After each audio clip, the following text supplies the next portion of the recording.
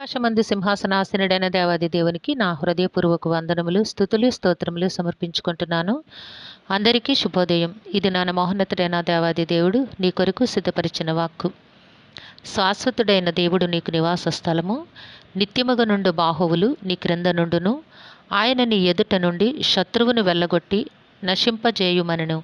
దేవుని నామమునకు మహిమ కలుగును గాక. ఈ మాటలు ద్వితీయోపదేశకాండము 33వ అధ్యాయము 27వ వచనములో వ్రాయబడి ఉన్నవండి. ప్రియమైన నేస్తమా, నీ దేవాది దేవుడి దినాన నీ కొరకు సిద్ధపరిచిన వాక్కు. శాశ్వతుడైన దేవుడు నీకు నివాస స్థలము. నీ నివాస స్థలం ఏమిటట? శాశ్వతమైన దేవాది దేవుని యొక్క కౌగిలి నీకు నివాస స్థలము. ఆయన తన కృపగలిగిన కౌగిటిలో నిన్ను భద్రపరిచి కాపాడుచు జీవింపచేస్తూ ఉన్నారు. నిత్యముగా నుండు బాహువులు నీ క్రింద నుండును.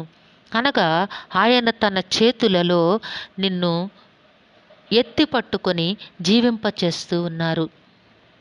ప్రియమైన నేస్తమా, నీ దేవాది దేవుడు అనునిత్యము కూడా నిన్ను కంటికి రెప్పలాగు కాపాడుచూ ఉన్నారు. ఆయన నీ ఎదుట నుండి శత్రువును వెళ్ళగొట్టి నశింపజేయుమనను. నీవు పోరాడుచున్న నీ శత్రువులను వెళ్ళగొట్టుట నీ శక్తి వలన అయ్యే పని కాదు.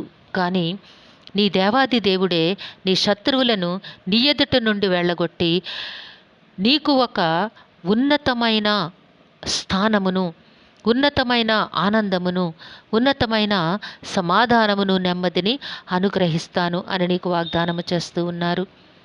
ఎందుకు అంటే నీవు దేవునిపై ఆధారపడి ఉన్నావు. ఆయన నిన్ను తన కృపచేత రక్షించి ఉన్నారు. రక్షించిన దేవుడు, నిన్ను ప్రేమించిన దేవుడు, నిన్ను విడిచిపెట్టే దేవుడు కారు. కనుక నీవు ఆయనకు ఇష్టునిగా జీవించడానికి నీవు ప్రయత్నము చేయాలి. నీ దేవుడు శాశ్వతుడు, శాశ్వతమైనవాడు. ఎప్పటికీ భూమి ఆకాశములు గతించిపోయినా కానీ ఆయన మాత్రము నిలిచియుండు దేవుడై ఉన్నారు. ఈ శపితమైన భూమి ఆకాశములు ఒకానొక దినమున మిక్కటమైన వేండ్రముతో లయమైపోతాయి. కానీ దేవాది దేవుడు మాత్రము నిత్యము నిలుచు దేవుడై ఉన్నారు. నిన్ను కూడా తనతో నిత్యము జీవింపచేయుట ఆయన సంకల్పమయ్యున్నది, ఆయన చిత్తమయ్యున్నది. గనక నిత్యము నుండు బాహువులు నీ క్రింద నుండును. తన చేతులను నీ క్రింద నుంచి తన అరచేతులలో నిన్ను చెక్కుకొని నిన్ను తన అరచేతులలో ఆడిస్తూ కాపాడుచూ ఉన్న దేవుడు నీ పక్షమందున్నారు. కాబట్టి నేస్తమా, నీ దేవుడు అన్ని విధాలా కూడా నిన్ను కాచి కాపాడుచూ ఉన్నారు. నీ శత్రువులపై విజయము నీదే. వారిని వెళ్ళగొట్టి నశింపచేసే ఆ శక్తిని దేవాది దేవుడు నీకు తప్పక అనుగ్రహిస్తారు. ఆయన కృపచేతనే నీవు శూరకార్యములను జరిగించెదవు. కనుక ఆయన కృపా బాహుల్యము కొరికే నీవు ఆశతో ఎదురు చూడవలను. ఆయన సంకల్పములు నీ బ్రతుకులో నెరవేర్చమని నీవు హృదయపూర్వకముగా విజ్ఞాపన చేయవలను. కాబట్టి నేస్తమా, దేనిని గూర్చి నీవు దుఃఖించ అవసరత నీకు లేదు. నీకు దుఃఖముతో బ్రతకాల్సిన ఆవశ్యకత లేదు, అగత్యము లేదు. నీ దేవాది దేవుడు నీ పక్షమందున్నారు గనక నీవు సంతోషముతోనూ ఆనందముతోనూ ఆయన సన్నిధిలో ప్రార్థిస్తూ కృతజ్ఞత కలిగిన వానివై దేవునికి మహిమకరముగా జీవించుటకు ఉన్నతమైన ప్రణాళికలు గలవానివై నీవు అడుగులు వేయవలను. దేవుడు తన కృపను తప్పక నీకు అనుగ్రహించి నీ జీవితంలో ఉన్నతమైన విజయములను నీకు ప్రసాదిస్తారు. దేవుడు నిన్ను దీవించి ఆశీర్వదించునుగాక. ప్రార్థన చేసుకుందాము.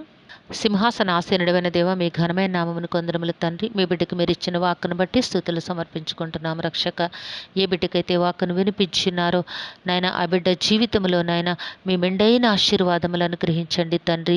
నాయన, శాశ్వతము ఉండే దేవాది దేవుడా, నాయన మీ బిడ్డకు మీరు నివాస స్థలమై ఉన్నాను, నీ బాహువులలో దాచియున్నాను అని వాగ్దానం ఇచ్చిన దేవుడా, శత్రువులను వెళ్ళగొట్టి నాశనము చేసే అట్టి ఉన్నతమైన శక్తిని నీ బిడ్డకు అనుగ్రహిస్తానని వాగ్దానము చేస్తున్న దేవుడా మీ కృపలో నడిపించండి.